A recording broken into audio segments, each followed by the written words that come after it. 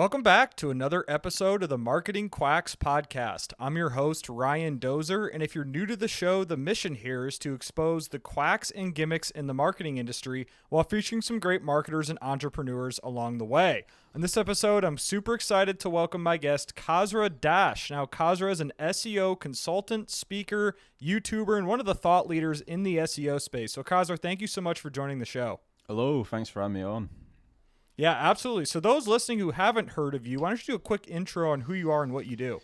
Yeah, so I do a lot of things, but I'm probably most known for like the SEO side of stuff. So like me speaking on stage, my SEO agency helping out like brands like get to the top of Google,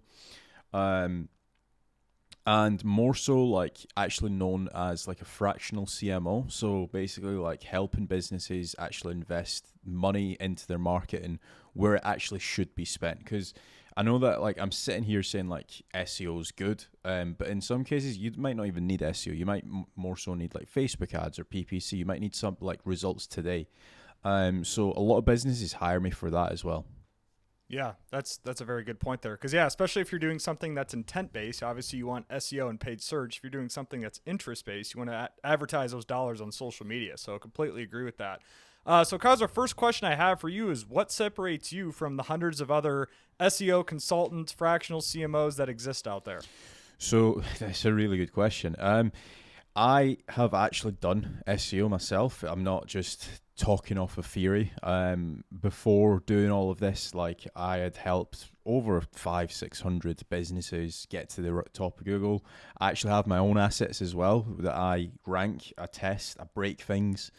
And I think that if you aren't like actually living and breathing and testing, like whether it's Facebook ads, whether it's SEO, whether it's even PPC, for example, you probably shouldn't be the one that should be on stage and preaching and stuff like that. Like I get like a lot of hate at times where I kind of go against the grain. So I will say this definitely does work, even though there might be 9 people that have just read a blog article. They've not actually done the test themselves, and they've just said, yeah, this doesn't work. And I'm like, well, when was the last time you guys have tested that? And 9 times out of 10, so some of the big people in the space, and that's not just in the SEO space. I'm certain that it happens in the Facebook ad space, the PPC realm. A lot of the big known people don't do their own testing. They just hear what other people have said, and they're just regurgitating the same old stuff. I completely agree. And those are the same people that just look at the Google Webmaster Guidelines and they're like, oh, Google said this, so this must be true without any sort of evidence or data to back up their claims. I completely agree with you on that. Yeah, for sure. I like to call them Google parrots. So they'll just pick whatever Google's tweeted out on their Google search Twitter account. John Mueller or whoever else. Yeah, and they'll just believe it blindly. And again, like there's certain things that it probably sounds like I'm super against like the Google T's and C's and stuff. It's not actually the case, but I feel like there's certain things in the algorithm that works better for certain types of websites. So for example, like there's a lot of guys that do schema. They've got schema courses and they're like, yeah, you need schema 100% of the time. And it's like, well, depends on the type of page that you're trying to rank, right? Like if you have like, for example, an e-commerce store, you could definitely add product schema, but is adding schema going to get you from position 5 to position 1? Probably not. You need to just focus on like the ROI like things within SEO, and 9 times out of 10 people don't like hearing this, but it's actually content and links. It's not like a mad science to this. Obviously, like I like to call it like the Kaizen approach. If you can get like your technical SEO correct, if you can get like your content like 100% like correct or perfect or as close to perfect as you possibly can, and that's not to say like within the first like 30 days when you start off your SEO. This might be like over a 3-year period you're actually perfecting that SEO campaign. Then obviously that's going to improve. But a lot of people are like perfectionists and they think that they need to have everything perfect first time round. And it's like, guys, hold on a minute. Like, you know that there's a delete button. You know that there's an edit button. Like you can you can publish that content. You can publish that article. And if it's not correct, guess what? In 60 days or in 30 days time, we can go back in and re-edit it. We can re-optimize it. Yeah, I've heard very similar remarks from all the other good SEOs I've had on the show. Charles Float, Kyle Roof, Larry Ludwig, if you know that name, he's a very good SEO as well. They've all had similar remarks. It all goes back to the fundamentals. Focus on content quality, focus on links, and obviously EEAT to some extent that ties in with backlinks too, but just focus on the fundamentals. So I appreciate that. So, Kasra, what would you say your biggest win is then in the SEO space? If you had to pinpoint one moment or one thing that you're proud of that you accomplished in SEO? So I do a lot in the gambling space, and obviously gambling, like any other industry, it's like the one of the hardest probably. Like I would probably say gambling, CBD, pharma, and also porn industry. Like they're probably like the top four. You've got like finance up there that's pretty solid as well. And we had like a website that we just to be honest, like 4 or 5 years ago, we were bad SEOs. Like, quite honestly, we were just bad. And very quickly we were able to turn that around in the gambling space. Like we figured out like the correct website structure. So like structuring your website's like really important, making certain that like certain pages are getting like the correct amount of page rank score. We then understood a lot more on what a good backlink is and what a bad backlink is, because some people think I just need backlinks. Like they don't think that like there's a bad side of backlinks, but there is. Like Same deal with leads, bro. It's all about more leads, more leads, more leads, but quality and relevance is obviously more important than just typical volume. Yeah, for sure. So we started getting like really good really quickly, and that's like the like. For the like the longest time period ever, I was like, why have I got into gambling? Like this is like one of the hardest industries. It's going to take years to crack. But the good thing about the gambling industry and like living and breathing in the gambling industry is like you're literally up against like the what I like to call like the top 1% of SEOs. And if you can do it in the gambling industry, you can pretty much bet you can do it in a lot of other industries, like whether it's like a local carpet cleaner, whether it's lawyers, whether it's like the finance industry, like everything else like we touch, we're like, oh, this is easy. We need to focus our time on building more links, or we need to focus our time on doing better internal links, or we need to focus our time on building more content. So it became like really easy once we actually cracked the formula in the gambling space. Yeah, I'm glad you explained that, because that's the similar for what I do too. Is I work in a very tough, high-ticket lead gen industry, and once you kind of master a tough industry, all the other ones look like a joke. Like, oh, I can get high-ticket cancer patients. I can definitely do a local lawn removal or lawn mowing business or whatever it is. So Kasra, what would you say was that light bulb moment for you when it comes to SEO? So you got your first taste of SEO and you thought to yourself, wow, I need to double down on this. What was that light bulb moment for you? My light bulb moment, so probably about 6 or 7 years ago, maybe a little bit more now. I always forget like how long I've been doing SEO. Like I still go on podcasts sometimes and I'm like, yeah, I've been doing it for 2 years, and it's like it's not been 2 years now. But probably I started off like learning the fundamentals of SEO in a actual like SEO agency, but I was hired as like a web developer at the time. And very quickly, like I knew about SEO, but very quickly I realized that there's like an art to it where it's like, oh, you can move websites higher on Google and you can get more leads and you can generate more sales from it. So that was probably like literally within maybe 1 week of starting at this SEO agency that I was like, I need to rank my own websites. Like, yes, I'll come in, do my 9 to 5 here, but I'm going to be doing this, like, I'm going to be learning this formula. So very quickly, I built out my own website, and it was for web design as well. Like, I was like, well, if I can get my own web design clients, well, I'm not going to do this for somebody else. Started ranking my own website and like back in like Scotland, like where my mum and dad live. So it was like far away from the SEO agency. And that started like generating some leads, and I was like, oh, this is sick. And then that was kind of like the light bulb moment. Like again, like I look at that website now and I'm like, that was such a bad website, but I mean it done the job. Like a lot of people again are like perfectionists. They're like, they spend like 9 hours creating a logo, 10 hours picking a theme, and it's like nobody's even going to see that website for like the first like 4 or 5 months. So why not just upload the content, throw up the website, and then worry about the logo and the design and stuff like 3 months down the line. Because I can guarantee you for the first like 90 days, nobody's even going to click onto the website. No, and I don't know these websites off the top of my head, but there's definitely websites out there in some of the old school and unknown industries that have a shitty website, shitty layout, shitty UI, but they're ranking for all these like high volume keywords and they're making millions of dollars in revenue. So back to what your point, I completely agree with that. So I want to talk about now the current state of SEO, Kasra. Obviously, there's a lot of moving parts. We got Reddit, Forbes, we got Search GPT now in the mix with OpenAI. Talk about just your high-level thoughts on everything going on right now. You could talk about SERP quality, some of the latest news, algorithm updates. What do you see happening with SEO right now on a high level?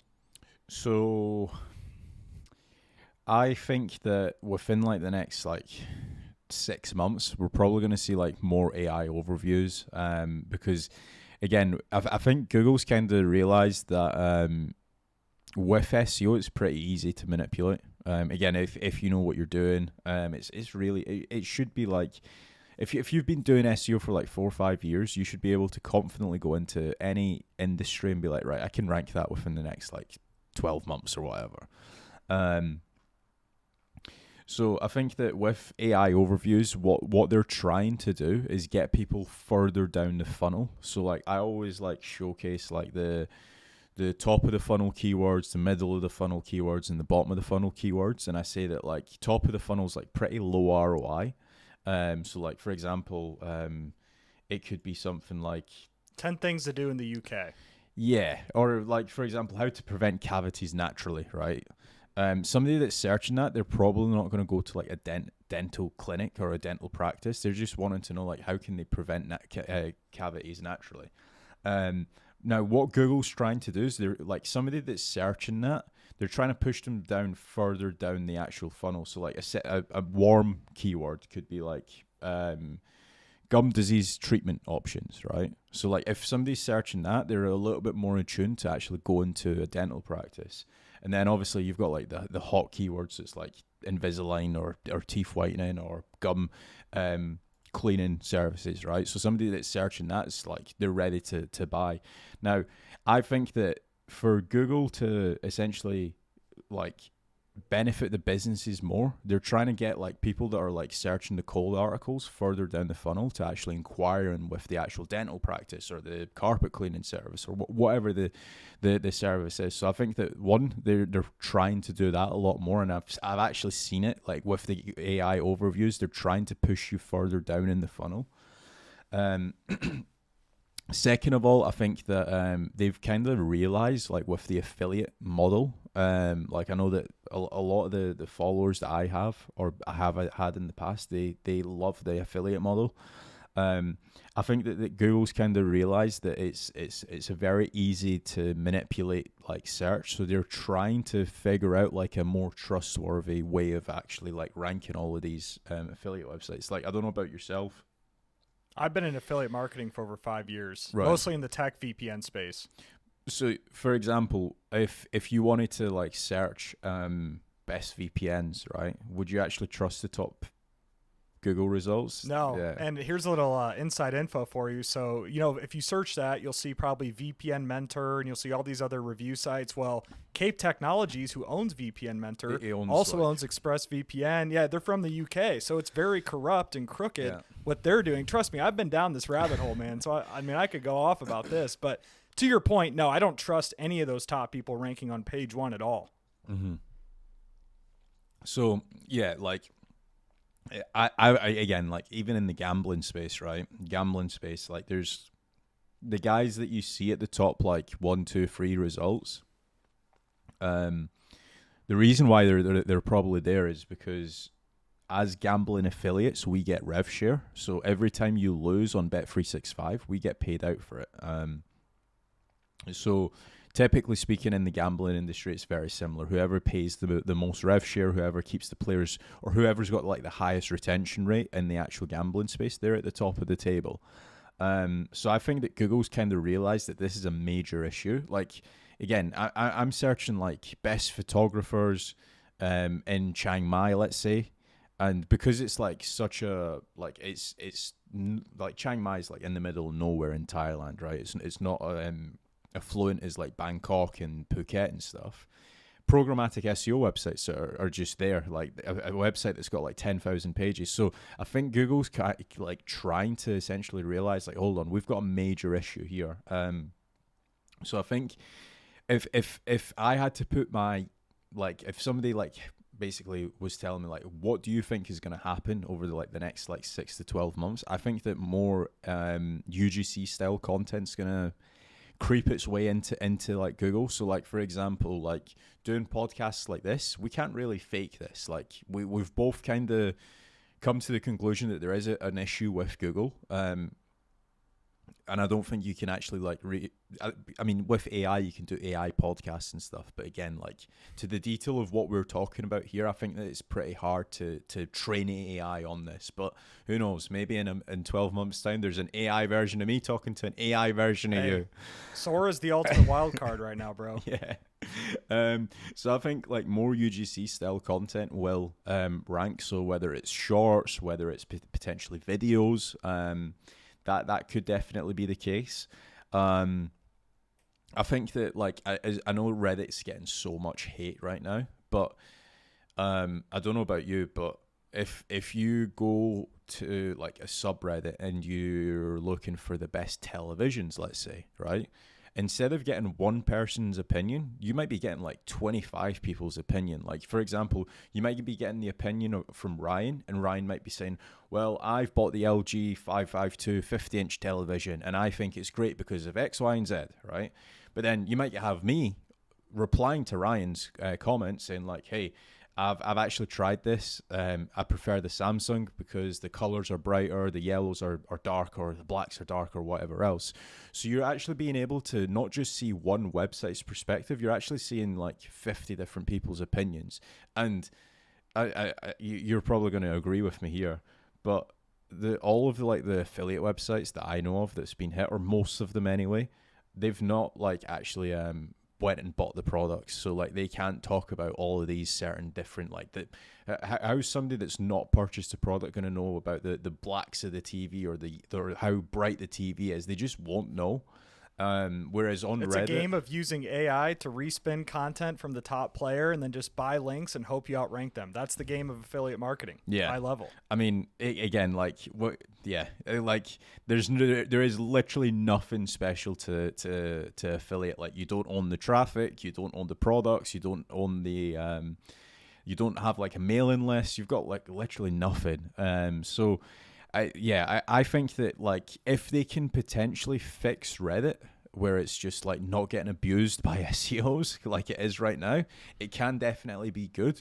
But I think that they're probably going to pluck out a lot of data from Reddit to improve like their own actual search engine. So potentially how people write, like writing styles, like matching those writing styles. So if it's like, for example, if somebody's like really angry about something, it probably means they're really passionate about that product. So does your website actually match that tonality and stuff like that? Probably not. Okay, minus 20% in the actual rankings.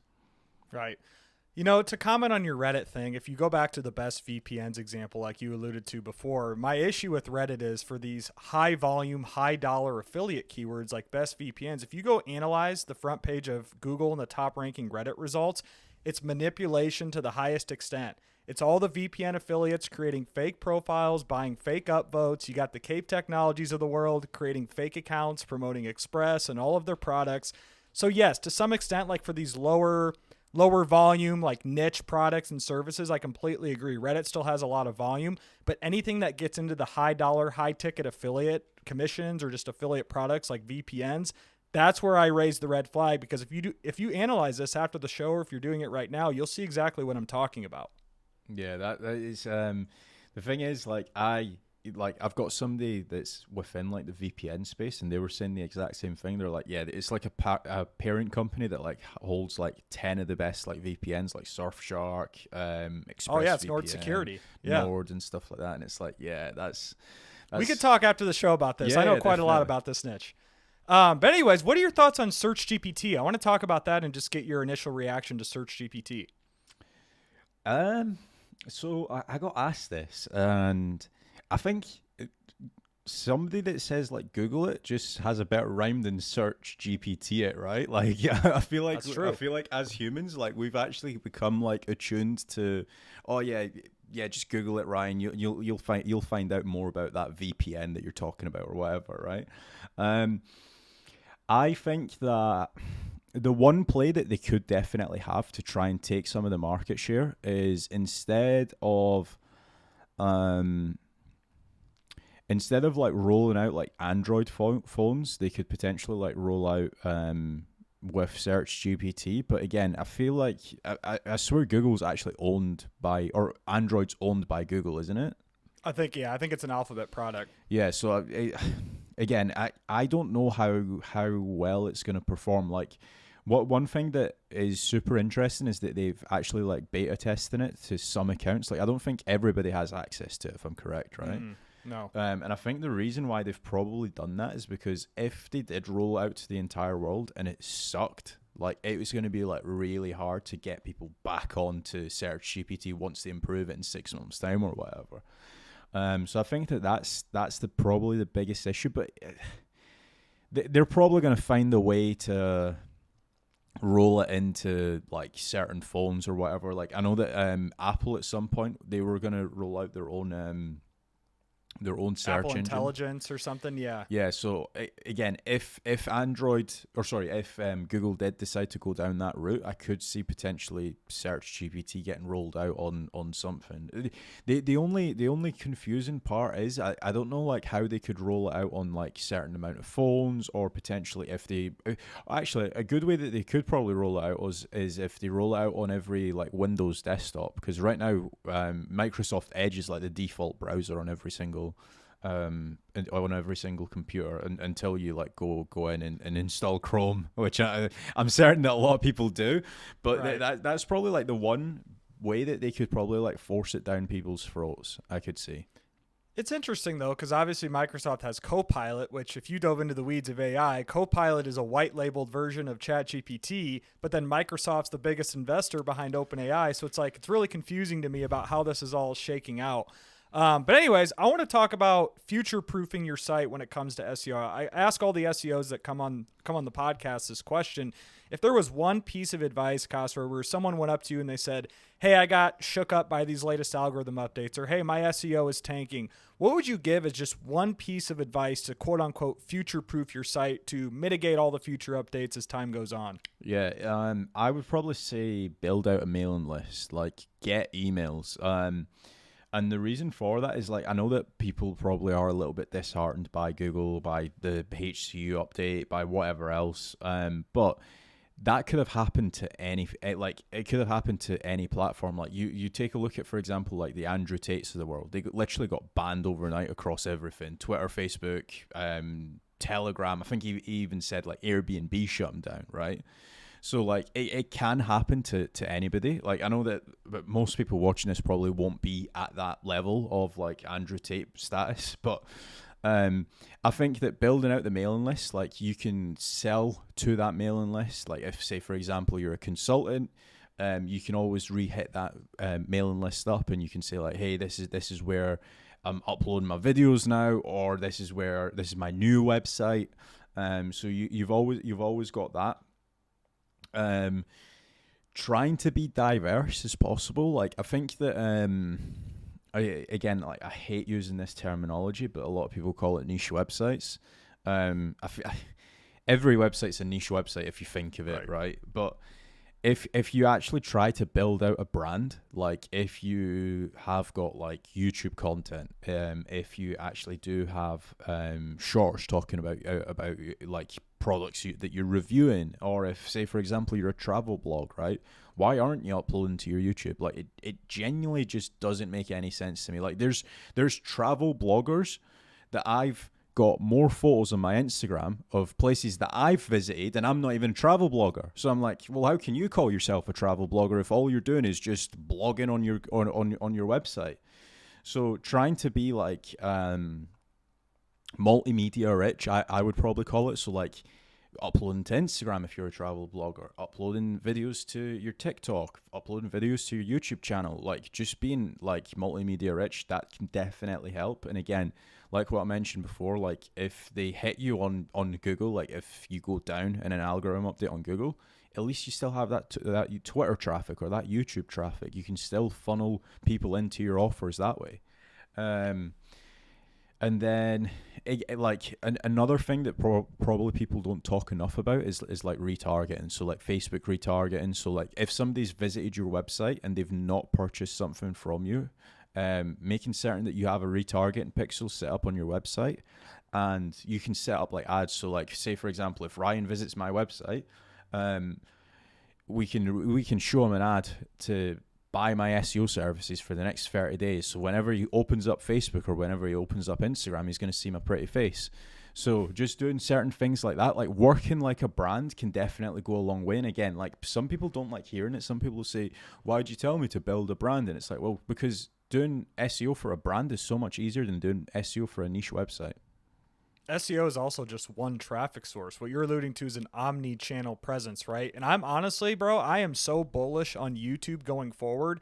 Not only the fact that Google's starting to rank more YouTube results in searches, but also you can use YouTube as a long-form content source. You can then use AI to chop up into all the different short-form content variations. So I am extremely bullish. I know YouTube, if you say, oh, I'm on YouTube now, some people might say, oh, you're late to the game. I'm actually disagree with that. I am so bullish on YouTube right now, especially in the age of AI as it progresses. Yeah, I think...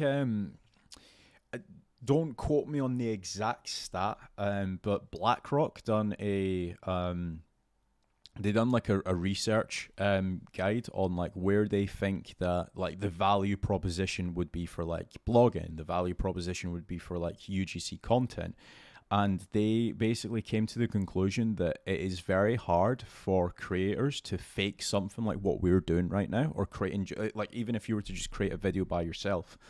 And they said that it's going to 10x in value. So if you have like somebody, like let's say for example, if we decided to run like an SEO agency together, right? If we went and hired somebody to actually create the video content for us, that itself actually has an asset value. So you've got like a working YouTube channel that you're frequently uploading to, you're explaining how SEO should be done, you're explaining keyword research, you're explaining topical authority, you're explaining what a good backlink is, what a bad backlink is.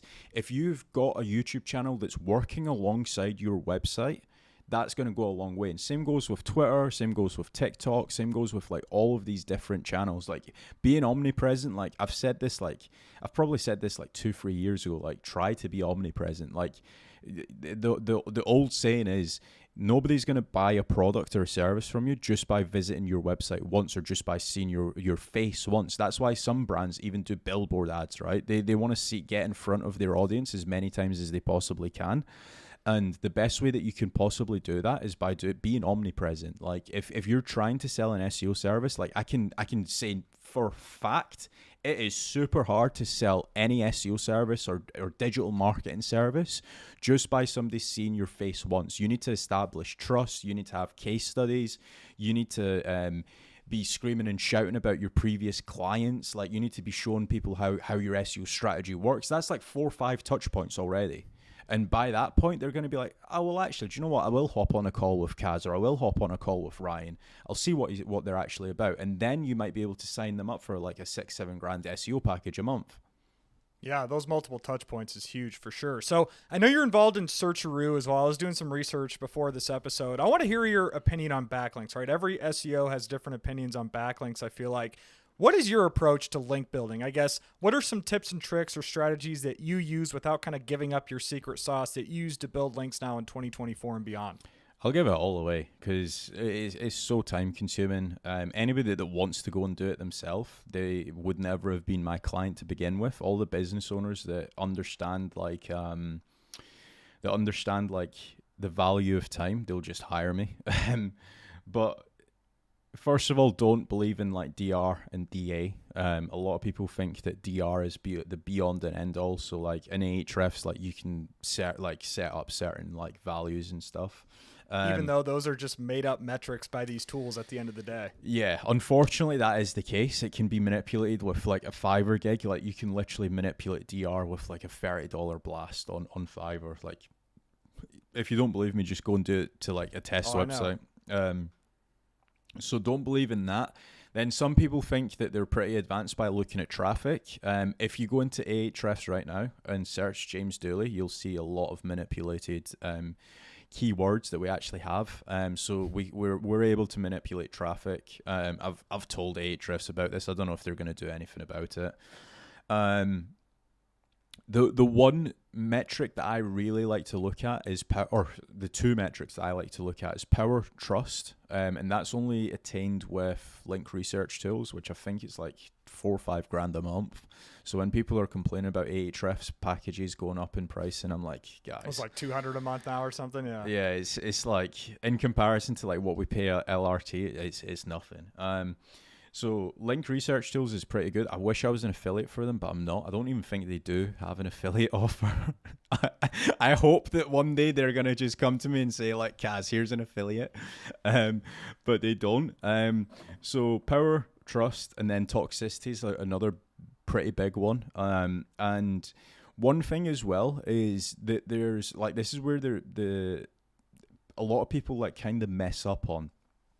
So for example, if we're both competitors and your website's been alive, or like you've been doing link building for like the past 5 years and I've only been doing link building for the past like month on my website, the same link to your website might have a positive impact. The same link to my website might have a negative impact because my website wasn't ready for that link. So again, when it comes to link building, we are trying to like manipulate the links, if that makes sense. Like we're trying to artificially get links. So if you're not doing that in a natural way, like if say for example you are using bad anchor text ratios, that can definitely like have a negative impact on your website. If you're building toxic links, again, every website has like what's called a toxicity threshold. And if you build above that toxicity threshold, even if you've got like 60 really amazing links, that one bad link can outdo all the hard work that you've done. So doing stuff like that can like making certain that you're consistently checking your toxicity threshold, making certain that you're not building over the threshold. That can definitely help. Again, just go and sign up to LRT. You don't need me for that.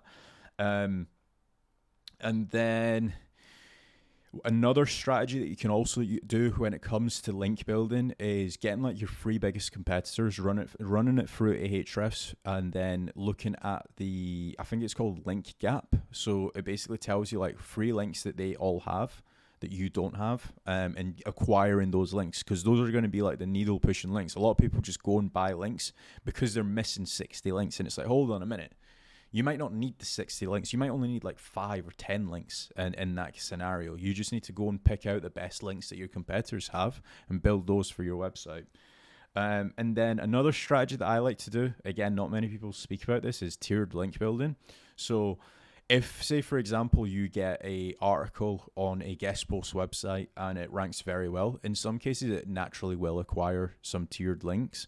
But in some cases it might not, and in those cases, like you can obviously get more page rank through to those guest posts that ultimately power up your money site at the top. So for example, if you've got like your money site up here and then you've got like your guest posts down here, and if you've got like tier 2 links underneath that pointing through to your guest posts, it ultimately just makes your website stronger. So I think that's probably like the my go-to link building strategy. Like you can't really go wrong with it. Like if any of you guys are trying to rank like local websites, obviously getting the foundation set up is strong. So like getting all of your citations. I think in the US, like you guys have like aggregators as well, so getting all of those. Yep. Making certain that like you're getting like a press release as well. So for example, if you are a franchise and you're setting up like a second shop or a second location, making certain that you're doing like a PR campaign saying like, hey, we've set up a new location in Miami. Again, that's like a good way of building like more referring domains through to your website. It's not necessarily going to improve the amount of power going through to your website, but it's going to get like more bots through to your website, which will essentially crawl and index more pages on your website. So just doing the foundations is probably like 90% of the work, but then like touching up with like link building, doing guest posts and tier 2 links, that can definitely help as well. Yeah, that was like a quick little masterclass on link building. So I appreciate all the insights there. My favorite now is when people are like, I don't buy links anymore. I do digital PR. It's like, that's the same thing. You're just virtue signaling now at this point, you know? So that one cracks me up a little bit. Yeah. So Kasra, now it is the Marketing Quacks podcast after all. So I want to hear your take on some of the tricks and gimmicks that you see people do in the SEO space specifically that you just see it and your stomach turns and you're like, oh, I hate that gimmick. I hate that trick. What would that be for you in SEO? Probably what you've just said, like, I don't buy links. And it's like, well, let me tell you why people say that. Because I think it is important, and I don't necessarily disagree. I just don't think that they should be saying that publicly. Because, for example, if I got appointed as the SEO of IKEA or Yellow Pages, right, the last thing I want to be doing is building links through to my website. Like Yellow Pages and IKEA, they're like, what, DR 90 plus? I don't need any more links. I just need good quality content like that. That's what a lot of like the white hat guys say, right? So I think it's important. Like if you are like an advocate, like listener of like SEO guys or just digital marketing guys, you need to always understand that like there's levels, and you need to pick people that are like maybe 1 or 2 levels above you, not 15 levels above you. Like even like when I'm seeing like some people on Twitter or some people on LinkedIn, and they're like, look, I've been able to grow this website from 150,000 traffic a month to 250,000 traffic a month without building any links. And it's like, well, that website was already ranking, so you didn't need links. But if, say, for example, if you're like more of like a beginner, like let's say your e-commerce store was mainly doing Facebook ads, and now you're trying to focus a little bit more on SEO. What you need to remember is like some of it, like for example, if IKEA went and like done a article on how to paint a wall, right? They're probably going to rank position 1 for that. Like they've got enough authority on that website. But then naturally they're going to acquire more links because somebody that is doing like doing an article on like or a research on how to paint a wall, they're going to click on that because it's position 1 and link to it. Whereas if, say for example, you're Kasra Dash paintandwallsolutions.com, right, and you've not got any links, you're going to, when you upload that article, you're probably going to be like position 68.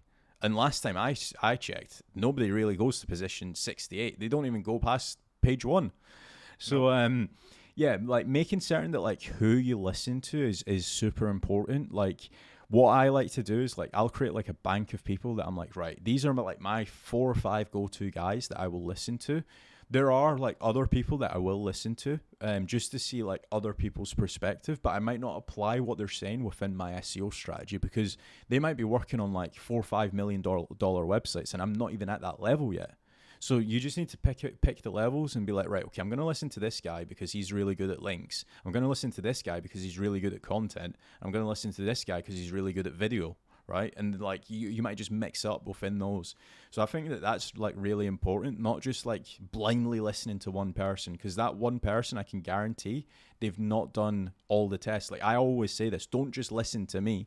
Go and listen to 4 or 5 other people as well, and then compare what I've said to what other people have said, and then try and find like a balancing act of like, right, okay, Kaz has said this about link building, Ryan's also said this about link building, and so is like Kyle Roof, let's say, right, I'm gonna do what these guys have said, and I'm gonna ignore what everybody else has said, and that's probably gonna work. Like, yeah, SEO isn't just like a, again, like what I said before, there is an undo button, there's a disavow button. If you ever do mess up on your website, it's not the end of the world. We can undo things. Yeah, when it comes to link building, obviously Kasra's the guy. Julian Goldie, I've seen you on a lot of his videos. That's another good one to follow for link building. Yeah, I'm sure you know he's a character. I've never met the guy. I need to get him on my show. I've messaged him. He hasn't actually gotten back to me. So let's follow up with him on that after this. But Kasra, thank you so much for joining this show. I guess any final notes that you have for anyone listening on just anything that we talked about, whether it was about link building, SEO in general, gimmicks, quacks, any final note that you have for those listening?